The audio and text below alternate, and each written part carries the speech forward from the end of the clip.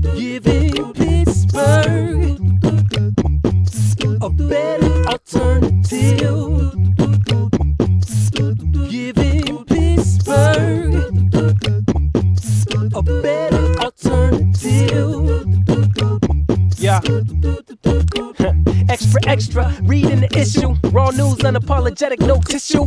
Catch the wave, the flow first certain. Nothing pull you in like a Pittsburgh current. Free from influence, nothing less than. Good morning, Pittsburgh. Welcome to the Pittsburgh Current Podcast. I am Associate Publisher Bethany Ruhe, coming at you live from beautiful downtown Beachview. Two things I forgot today, my allergy medication and my show notes, but we're going to get through this together. Top of the show, I always try to do a few announcements. Coming up, we have our Repeal Day party. Repeal Day celebrates the end of Prohibition. Prohibition, as some of you might remember, probably not because you were alive because it was the 30s, but you've probably taught in school or heard somewhere, was when alcohol was illegal. It was a sad, dark time in American history, and Repeal Day celebrates the day that constitutional amendment got turned over. And the Constitution and amendments and just politics in general have been in the news lately. So you could use the discount code SONDLAND, SONDLAND, for $15 off your Repeal Day ticket. Your ticket includes free food, free drinks, compliments of our friends at Quantum Spirits, Pittsburgh Winery, and Annex Brewing. We also have our very Yinzer Christmas coming up Friday, December 13th at the Roxy Theater. Jim Krenn and the Bill Henry Band will be bringing you a delightful evening of music and comedy. So they make great gifts, too, if you're looking for a group activity for your work team or your friends or your bowling league or your bocce ball league, or your kickball league or whatever your little hipster kids like to do these days. Any kind of ball league. Yeah, any kind of ball league. It makes a great gift. So I suggest you go. Ball league, that sounds weird.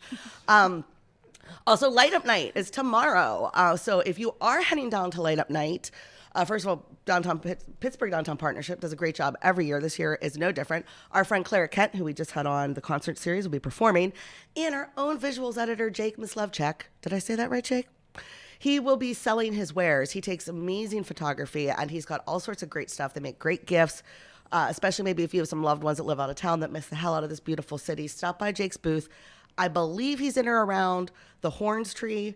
And you know you're old if you knew what I meant when I said Horns Tree. So it hasn't been the Horns building in 7,000 years.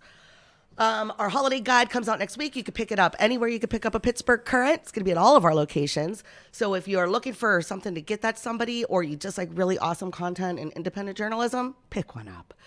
Now, on to the show. This is our special Talking Turkey Thanksgiving Gobble Gobble edition. I am joined by a dear friend of mine, home chef Anne Nendza. Anne, thank you so much for joining us today. I cannot believe I'm actually here. I can't believe it either. She's usually not up this early. I'm kidding. So we went with a home chef today. I had a couple people ask, and so did Anne. Anne is a home chef. She's an incredibly accomplished home chef. Mike Sorg, our producer, the man behind the camera, is going to be putting some food porn up along this podcast to show you some of her creations. We thought it was best that we talk to somebody that knows what you and your kitchen are going through. You're dealing with one stove. You're not formally trained. You have kitchen disasters happen. Like, let's just like get real, right? Like, let's talk turkey. You ready, Anne? I'm ready.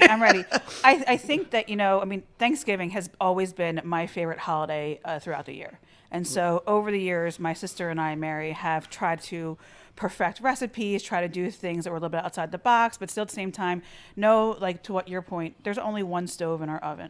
One oven, one stove. There's only one stove in your oven? There's only one stove in my oven. You got robbed. Yes. But more so, what kind of things can you plan for to actually do have a full-on Thanksgiving that, you're trying to have for your family during that holiday season? So I just hosted Friendsgiving this past Saturday. Yeah, no, I didn't get invited. We talked about it before the show started. Casey, you and I will talk afterwards. Yeah. But I was sitting around with my girlfriends, and a lot of them had asked, what were some of the tips that they could kind of prepare for themselves for Thanksgiving next Thursday, which I can't believe it's already. I know, it is. And also, by the way, if you have questions for Chef Anne or myself, because I don't cook, but I did look up a lot of fun facts last night, you could drop them in the Facebook comments, and we could answer them in real time. And also, hey, Shauna. Shauna says hey. Oh, hey, Shauna. She's in Florida. It's not cold there. Yeah. But one of the biggest questions I get all the time is like, how long should I defrost my turkey? And I think the large misconception is that you need a full day for every 5 pounds. They're like, do not buy your turkey on Wednesday morning thinking it's going to be fully defrosted by Thursday. You're not roasting that bird. So people should have their turkeys like now, basically. I mean, like how far in advance should they buy them? Yeah, it's great. Yeah, we'll get into that too because I have a full timeline as to like when people should start preparing. Oh my God, you guys better be taking notes. Oh, we can put this out later on Facebook too. I'll put them in the show notes so that everybody knows. Other thing too that my girlfriend had brought up to me was the fact of it's her first time cooking Thanksgiving, and what should she prepare for? And I told her, if this is your first time cooking a turkey, don't go big. I cooked a 22-pound turkey on Saturday night, but this is not my first rodeo. I've been doing this for 10 plus years. I said, so I've know how to cook my turkey and the do's and don'ts of it. I said, so start out with a smaller turkey, do a practice turkey even, the month before or a couple weekends beforehand. But it's okay to have a turkey and maybe a ham, that way that if you have multiple options, it looks like you have more food than you really do. And the other thing too is that don't leave everything until Thanksgiving morning. I think that, even myself, that was my biggest mistake. My first Thanksgiving hosting was I left everything until Thanksgiving morning. I cooked in my pajamas all day long. I ate dinner in my pajamas. I had dessert in my pajamas. I went to bed in those pajamas. So I think that, just spread out your timeline so that you're not doing everything. And I think that people still get overwhelmed because, like myself, when you've got a full 9-to-5 job, how can I do that? And I think that there are some easy things you can do during that week beforehand and the weekend before that kind of sets you up then for success on Thanksgiving morning. Now, how do you feel about, and also I'm also going to point out, we do have wine. It's not really wine. It's grape juice. It's wine. Because it's the holidays and it's Annie and this is what we do. How do you feel about people bringing dishes? Like the Thanksgiving that we normally go to, everybody sort of brings, you're assigned like a side dish or a dessert.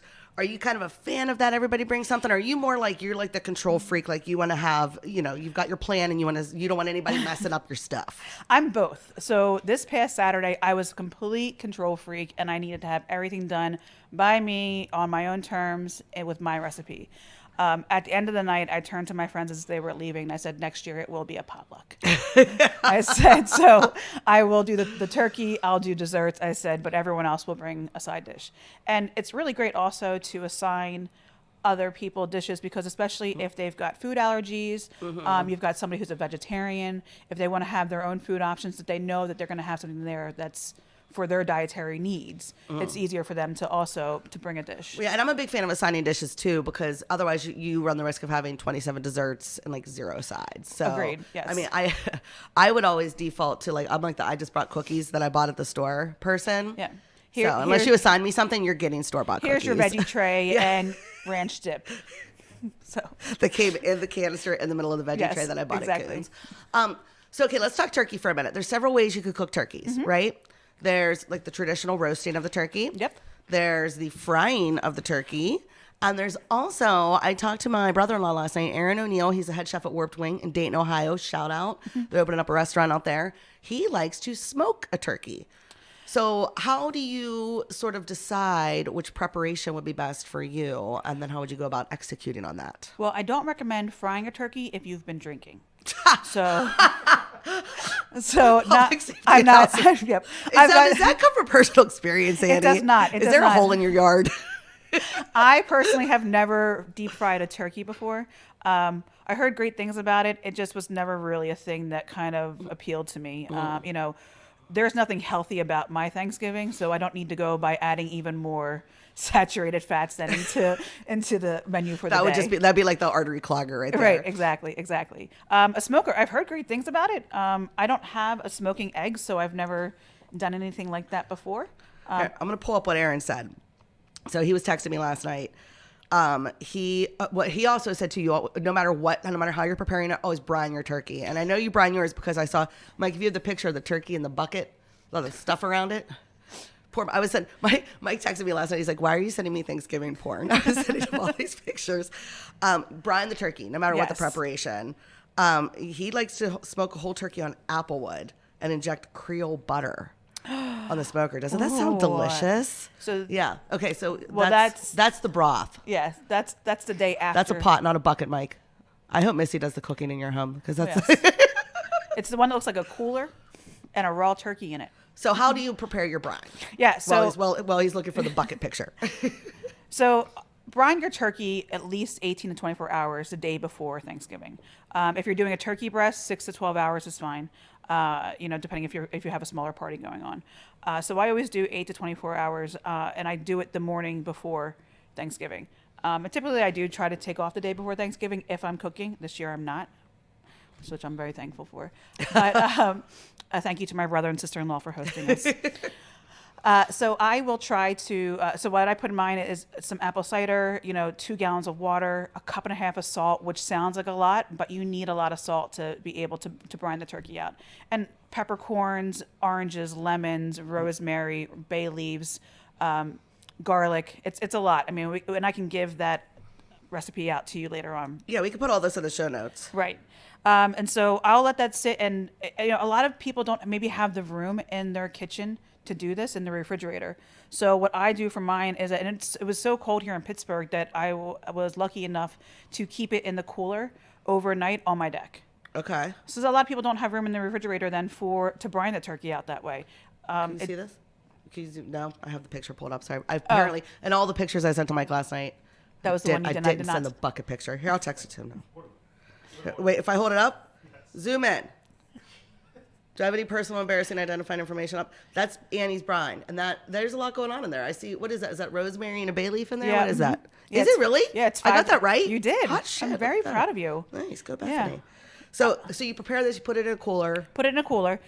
You can put it in your refrigerator if you have time. I mean, I put it in the cooler because it's a 22-pound turkey. Right. And the other thing, too, is that it creates more room in my refrigerator for that whole day than beforehand if I want to start preparing some of my side dishes to put in the refrigerator till the next day because my turkey's then out on the deck. Okay. You could also do a dry brine. And so that's really big now this year too, is doing dry brines. And what I saw about those is that you do have to put those in the refrigerator. So you want to make sure you have enough room in your refrigerator then to have that turkey in the dry brine of a number of seasonings, but you leave it uncovered. And leaving it uncovered really dries out the skin, and that's what really gives you then a crispy skin then the next day when you go to roast your turkey.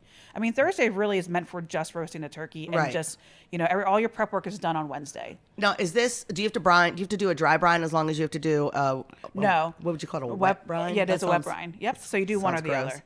And if you don't want to do a brine, butter. Just butter it up. Well, the one that you made for Friendsgiving that I wasn't invited to.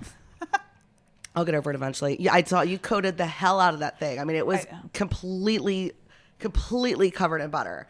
And so as that cooks off, that's what crisps up the skin then? Yeah. Well, so what you do then is once the day before, so the day of Thanksgiving then, the morning of, drink your coffee, relax, take a deep breath because it might be the last deep breath you take the rest of the day.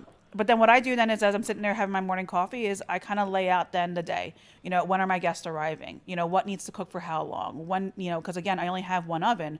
So if the turkey is going to take the most time, when do I want to kind of start prepping my sides to go in the oven also?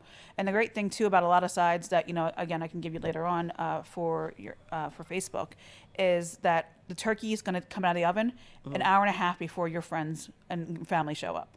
And so that allows then for your sides then to go into the oven and cook because the turkey really needs an hour to rest. And then I leave probably around like a half hour to carve the turkey. Okay. No one's carving that turkey in 10 minutes. Yeah. Like, unless you want to have it. Point too, like your turkey taking up the oven. And I know if you start introducing sides and whatnot into the same oven, it's going to affect the cooking temperature. Yep. I do remember now, I'm not a cook. I don't really cook much or anything at all. But I do remember from doing our energy efficiency videos that we did with Shauna. She was Rita Shambles, Energy Zombies. People utilize your microwave, utilize your crock pot. Like put your yams in a crock pot. Like, you're not just beholden to your oven. Like think outside of the oven and come up, use your other kitchen and I think that's what people also kind of, there's little quick tips that you could be doing, like the crock pots. Everyone's like, oh, but I want to have everything be nice and pretty. And I get it. But, when it comes down to actually being able to feed everybody in a timely manner, just the crock pot's fine. Yeah. I also am a fan of disposable tins. Like if I just cook this whole meal, I'm not going to want to be doing 42 dishes. That's why I did the nicer plastic plates than from. I wouldn't know, Annie. I wasn't there. It looked delightful. So is there any way to rescue a bad turkey? Like let's say you get halfway through your day. What are some things you could do midway through to kind of save save something from going off the rails. Yeah. So first off, you should be basting your turkey every half hour. Okay. So I probably the first hour, an hour and 15 minutes, I let it go to once, like especially if you got a butter topping over top of it, let that all seep through. Also, before you put the turkey in the oven, set your oven at 400, and then right as the turkey goes in, put it down to 350 and cook it at 350. Okay. 13 minutes per pound if it's unstuffed, 15 minutes per pound if it is stuffed. Okay. And what that's going to allow to do then is that, so as that cookie cooks then, and the cookie cooks? as the turkey cooks. Do you name your turkeys? This is Cookie. I do not. But what I also will do then is I'll add a little bit of chicken broth at the bottom, just so that I have some more liquids then, so that when I go to baste it, I have my turkey baster out, and I will then baste the turkey through it, which is a great tool to have. Like, I know a lot of people are thinking, what do I need a turkey baster for? It is a pain in the butt to do it with a spoon. Yeah. So get a turkey baster. Spend $1.99 at CVS. Yeah. And just go get that turkey baster. And if you only use it once a year, you can just put it up and know where it is. Like, I have a baking bin that I only pull out Do you know to how bake Christmas cookies. Oh, okay. Well, I pull out my bin. I got that going for me. I mostly drink wine and boss my friends around, but now let's talk sides for a sec. Okay. I have a very set in stone thought on the best side of Thanksgiving dinner. I'd be interested to hear what's your favorite side? Corn souffle. Corn souffle? Or like people call it wet cornbread pudding. Like, I was like, what kind of fancy ass dinners are you going to? Corn souffle. It's basically, it's a box of Jiffy, a can of cream corn, a can of regular corn, 8 ounces of sour cream, and a half a stick of melted butter. And for those not in the know, it's a box of Jiffy cornbread mix, not a container of Jiffy peanut butter. That would be a completely different type of side dish, and probably not very appetizing. No. So I'm team stuffing. Are you? I'm team stuffing, and when I was growing up, we always had 2 different kinds of stuffing. One was like your regular traditional stuffing, and the other was cornbread stuffing. Oh, really? Yes, and I can't give you recipes. I can't tell you how to make it. All I can tell you is that in my world, stuffing is the king. I don't want to say king. That's kind of baked in misogyny. That's patriarchy right there. It's the best side dish to Thanksgiving, in my opinion. This year I did a sausage sage stuffing. Ooh, Yes. Tell me more. It's stuffing with sausage and sage. So That's it? Sorry. I keep checking the Facebook to see if anybody's asking any questions. We're making people hungry, so Oh, that's okay, good. fantastic. That's good. So do you use a box stuffing, and do you suggest stuffing the turkey, or do you make your stovetop? So I don't use stovetop. I actually make my own bread, some breadcrumbs. So I'll buy a loaf of bread on Wednesday night. I'll cube it up. I'll put it into the oven at 325 for 15 minutes, just till they become crispy. And then I'll throw them into a plastic bag for the next day. So Okay. at least I know that my bread cubes are done. I don't stuff my turkey I don't stuff my stuffing into turkey. And that's for multiple reasons. I have some friends that are vegetarians, so having the stuffing inside the turkey, they're not going to touch with a 10-foot pole. So I try to keep it separate then from the turkey. But I do stuff it with oranges and lemons and garlic and thyme. Okay. And so that's my stuffing then for... So you can stuff a turkey with just kind of aromatics. Aromatics, yep. Okay. Mhm. Yep. Okay. And there's different types of aromatics you can do. You can do a fruit aromatic. You can do onions and and celery stalks and carrots. So it's really up to your preference on what you're trying to get out of the turkey. Are you impressed that I knew the word aromatic? I am actually. I watched Did a lot you of look food. that up? No, I don't watch a lot of Food Network. Okay. But you know what I did look up? Some fun facts about Thanksgiving. Did you know the TV dinner came about because of a Thanksgiving mistake? In 1953, a Swanson employee accidentally ordered 260 tons of turkey, way more than they needed. So a salesperson for Swanson, a gentleman by the name of Jerry Miller, inspired by the meals that they used to serve on airplanes, because who isn't inspired by airline food, came up with the idea to use that turkey and get aluminum trays and freeze it and sell them. And so that's why we have the TV dinner. No, we're all a little bit smarter because I told you that. That's what I was doing last night. I was looking up Thanksgiving fun facts. Well, I mean, so let's get back to, you talked about, some things that you can do to save, some mistakes that you're doing. Yes, on yes, Thanksgiving. kitchen disasters. Yes. So you're browning your turkey too much, because it's not covered. Just put a quick tinfoil tin over top of it, and you should be fine then to keep cooking on the turkey, but not browning it too much. My turkey's too dry. What do I do? You can, slice it up, put it into a stock pot with some chicken broth, maybe a little bit of turkey gravy also, just to get it creamy again. Then to moisten up the turkey, do some turkey sliders then. great for the next day for turkey leftovers. Oh yeah, leftovers are the best part of Thanksgiving, I feel.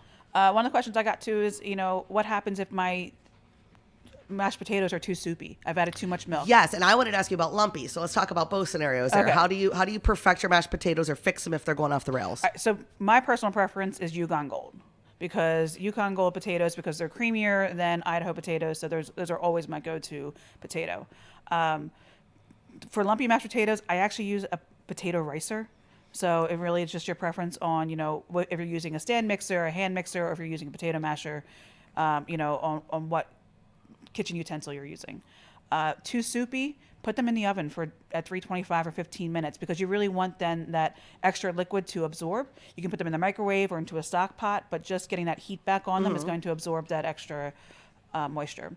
If they're too salty, maybe add a little bit of sour cream to them, or a little bit of just a little bit of vinegar. You want to add some sort of acidity to kind of bring out that saltiness, so that's not so overpowering. Now, would that little tip work for other dishes too? That might have been a little oversalted. Add acid is kind of just the general rule of thumb. Absolutely, yes. I mean, Brussels sprouts, if they're too salty, because I've added too much pancetta. Common mistake. I know. Brussels sprouts are another favorite of mine, by the way. Oh, they are. And actually, I did something different with them this year. Ooh, what'd you do? I shaved them down the night before, and so it had little fine things. And then I used them in a Caesar salad. So instead of using lettuce, Oh, okay. and then about an hour and a half before serving dinner, dress them in the Caesar dressing, so the dressing really absorbed into the Brussels sprouts to make them a lot softer. And then I used that then, with some extra bread cubes that I had, and some, shaved Parmesan on top, and had a Caesar salad then. That sounds delicious. Brussels sprouts are so serviceable. Yeah. I was trying to look for something different. Everyone has been doing the roasted, Brussels sprouts with blue cheese and bacon. And I like mine with whipped goat cheese and roasted grapes and balsamic reduction. Nice. I had that once at Scratch Food and Beverage up in Troy Hill. Delicious restaurant. Now let me ask you, are you a big Thanksgiving appetizer person? I'm not, because I like to save it for the big show. I mean, I kind of think of it like, have you gone to a Brazilian steakhouse, right? And you've seen the salad bar there. Like, you can gorge yourself on the salad bar, but then you're not going to have any room for when they walk around with like the big steaks of meat. Yeah. So because they always start out with chicken, and then they get to the fillet, and then you're just like, I'm so full. Yeah, exactly. I can't eat that delicious fillet. Gosh dang it. So yeah, I tend to like almost fast on Thanksgiving during the day to like sort of prepare myself for the marathon meal at the end.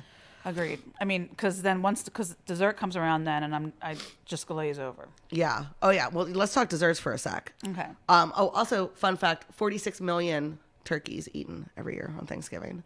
What about the one that's not pardoned? The turkey that's pardoned. Fun fact: the first presidential pardon was in 1989 by George H.W. Bush. That turkey's name was Scooter Libby. It was not. I'm just kidding. But yeah, so let's talk. You sold it. Right. Let's see. So I obviously pumpkin pie.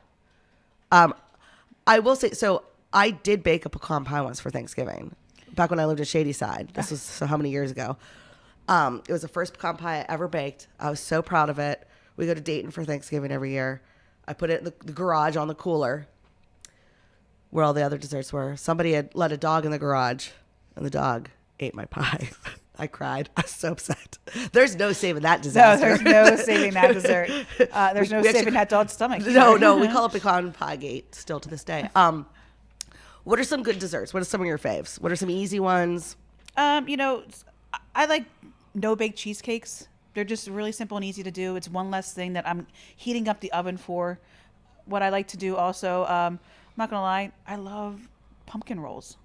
I mean, even if they're store-bought. I was going to say, do you make your own pumpkin rolls? No, I mean, like there's certain things to cheat on.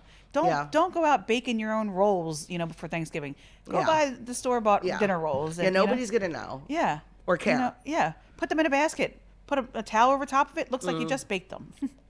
Well, and rolls, I think, too, are an essential part of a Thanksgiving dinner. So what I like to do is I like to take my roll and I make like a little Thanksgiving slider, and I ate like 27 of them. Great idea for leftovers the next day. Mm-hmm. So let's talk leftovers. Yes, let's talk leftovers. One of the things that I love, and I got this tip from my friend Bobby this year, so thank you very much, was save the carcass. So like you're done carving it up, you're putting things away, and you know that turkey is done. Put it into a store bag real quick and just put it back in the refrigerator. The next day, then get up and put it back in the roasting pan. throws, when I make my own homemade stuffing, I always have leftover onions and celeries because you're never using all 9 celery stalks in your stuffing. So it's great then to, put everything back into the roasting pan at 350 for about 45 minutes, really roast the bones up, put it into a stock pot, with just some water and some other herbs and spices, let it boil for 3 hours. And, you're making then homemade turkey broth. It's just one more thing then that you're getting out of your leftovers Right. that, you can then also freeze off then when you're not using it. And then what do you use turkey broth for? Like to cook other things or to make a soup? I'll use it. Or... I'll make soup, risotto. Use turkey broths then, anything that I'm using chicken broth with. Okay. Whether it's just normal chicken dishes just to lift up the bits off of the bottom of a pan. Mm-hmm. So it's just great to have, on hand. See, Anne, you're so freaking smart about all this stuff. I just show up and expect to be fed. Like that's the extent of what I do. So if you had to give like one key piece of wisdom to somebody, let's say it's their first time cooking Thanksgiving dinner, what's the one thing they should really remember? Plan ahead.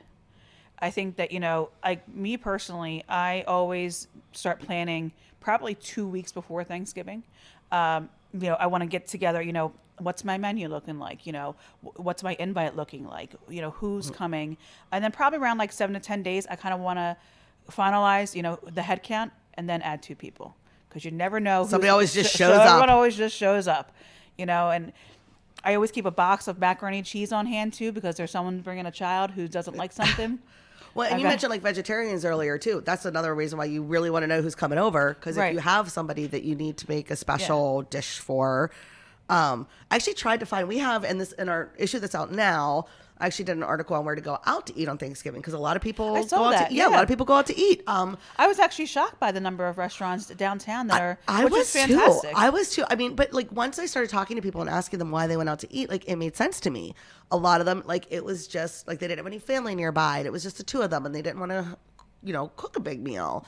Some of them, it was just a place for everybody to meet. Some of them just didn't want to have to worry about cooking and clean up and wanted to spend time with their family. Right. So there are a ton of places. Worrying about spending time with my family. Yeah. I didn't have to worry about that. Yeah. Yeah, some people actually like spending time with their family. It's so weird. But yeah, there's a ton of places open for Thanksgiving. And I will say I've traveled on Thanksgiving before. And I'm assuming this is the same for people that go out to eat. Everybody was just in such a good mood. It was like an extra nice day. It was. I mean, so we did the same thing last year because Sean and I ended up going up to Detroit to the Lions-Bears game. And on our way... Oh, that's right. Yes. And then on our way home, we stopped in Ohio at... can I say the names of restaurants on here? You can say it. You can say it. So we stopped at Applebee's because it was the only thing that was open. People don't diss on Applebee's, by the way. Their happy hour from 4 to 6 is bomb.com. So not where we were. So okay, maybe not the Detroit Applebee's. But I was actually shocked. But it was the only one we could get into because all the other restaurants around the area were booked. So it is nice to see that restaurants are open then to give people that option. At the same time, I feel bad for the service industry people who have to work on things. I do too, but I will say I think they make bank that day. I would hope because so. I know because I was traveling, I was at the airport, the Houston airport, and I got like a cup of coffee and I tipped my server $20 because it was Thanksgiving, and I have a feeling a lot of people do that. By the way, we do have a question from Dave Podner. I hope I said that right. He wants you to go through your brine recipe. My brine recipe. Yes. So we can put these in the show notes too for people that Yes. aren't furiously writing right now. So it is 2 cups of apple cider, not apple cider vinegar. It is 2 gallons of water, 1.5 cups of salt, 1/2 cup of brown sugar. I can't believe I'm actually remembering this. I can't either. I'm shocked. 2 oranges sliced thinly, 2 lemons sliced thinly, 2 tablespoons of peppercorn, 5 cloves of garlic, 5 sprigs of rosemary, and 3 bay leaves. And you bring that all to a boil. Let that cool completely. Once it comes to a boil, you can turn it off. You just want to be able to have the salt and sugar dissolve. Mm-hmm. And then once that cools completely, then I sometimes add like maybe a 10-pound bag of ice too, because you can dilute it a little bit more if you think it might be too salty, depending on the size of the bird you have. But if you think it's too salty, wait till you taste it. Don't look at just how much salt you're putting in, because what you said earlier, it's going to look like a ton of salt, but Yes, it should be a is. ton of salt. It should be a ton of salt, yes. Okay. Because you're trying to bring the moisture into the bird, then that's going to keep it then moist all day long. Right, because it's a long time in the oven. So Yes, exactly, yeah. and it was 22 pounds of bird. That's a big bird. What do you think the average person cooks? Like a family? I mean, like You average, I'd say probably 1 pound per person that's coming. Typically I'd say a 10 to 12 pound bird is normal. But I did the larger bird because I was having 18 people and I wasn't one of them, but yeah.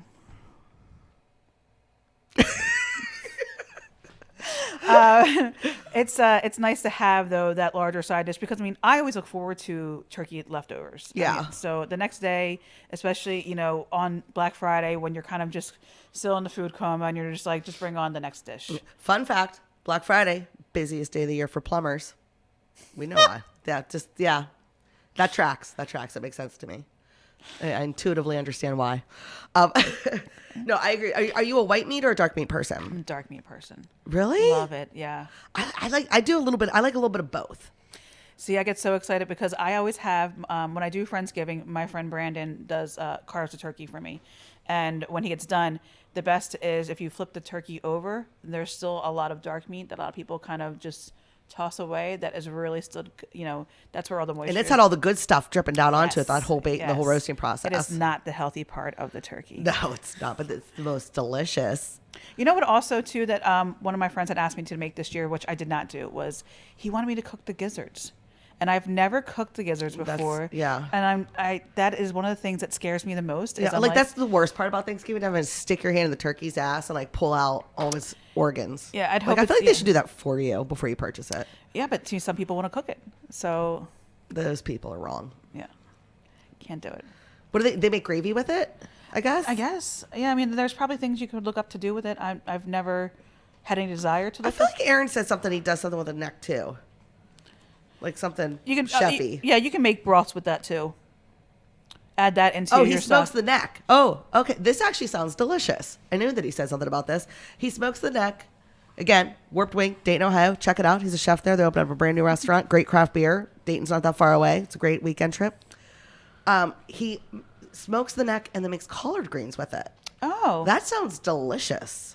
that's something like that you do with a ham hock. Yeah, like it's instead of a ham hock, you would use a smoked turkey Yeah. neck. That really sounds like that would be amazing. So yeah, I guess. Do you roast the neck then, or No, he said he smokes. He smokes it? the neck with. He smokes it Oh. with his turkey. I'll have to check that out. Yeah, that'd be pretty awesome. Collard greens are good. We typically don't have collard greens at Thanksgiving, but No. I think we should bring that into the mix because that's a delicious side dish. Yeah, I'd be curious to see, what do people do differently that, maybe it's not so traditional. I would love to know that. One of my girlfriends, her family is really big on macaroni and cheese. And I've just never had macaroni and cheese at Thanksgiving dinner. It's always been, the starches. And then you had a green bean casserole of some sort, broccoli, and cheesy, some sort of goodness. Mashed potatoes always, and the turkey. And there was nothing really that was ever kind of outside the box the way that, I think Thanksgiving is now today. Well, can we talk about the elephant in the room? Cranberries. We had somebody, Nico, that they didn't have cranberries. Oh. Is this an issue in your home? There were no cranberries last year. What's up, Sean? And what's a good dish that could bring thank you, people sweetheart. back? Yeah. What's a good dish that could get people back to this? I personally love cranberries. I'm not necessarily a fan of the canned cranberry gelatin or whatever the hell that is. But what are some other things you could do with cranberries that might excite people? Well, so I did make cranberry sauce this year. The sad news is that as everybody was leaving Saturday night, I was putting leftovers into the refrigerator of what little we had left. And there was the large dish of homemade cranberry sauce I had made the night before. You forgot to take it out. I forgot to take it out. Rookie mistake. So, yes. So actually, homemade cranberry sauce is very easy to make. It's just a bag of 12 ounces of cranberries, a cup of orange juice. I used a couple of orange peels, a cinnamon stick, and so you put that all in the pot then together and let it come to a boil. But and you want to wait till all the cranberries actually pop. And then once it comes to that consistency, you can drain it out if you want to, if you don't want to have that chunky consistency. But then let it cool before you put it in the refrigerator. And then it firms up then overnight. So it's pretty easy to make it. Oh, yeah. Yeah. And it's delicious. Yes. Cranberries are tart and yummy, and I love them. Yes. Green bean casserole can go die in a fire. Not Yeah. a fan. Not just take it. I don't know how it snuck in. I don't know. It's like the drunk uncle that nobody really wants at the table. That's green bean casserole. So you're here again. Oh God. Nobody sit next to green bean casserole. He's talking about Vietnam again. like I said, stuffing. I'm team stuffing. Feel free to sound off on your favorite side dishes. So it sounds like, and we are, of course, look, see how long we went, 40 minutes. Oh my gosh, did we really? Yeah. So last minute, tips, tricks, Yes. wrap it up. All right, so safety tips. Safety tips. Safety tips. Mike just perked up. Aside from don't fry turkey while you're drinking.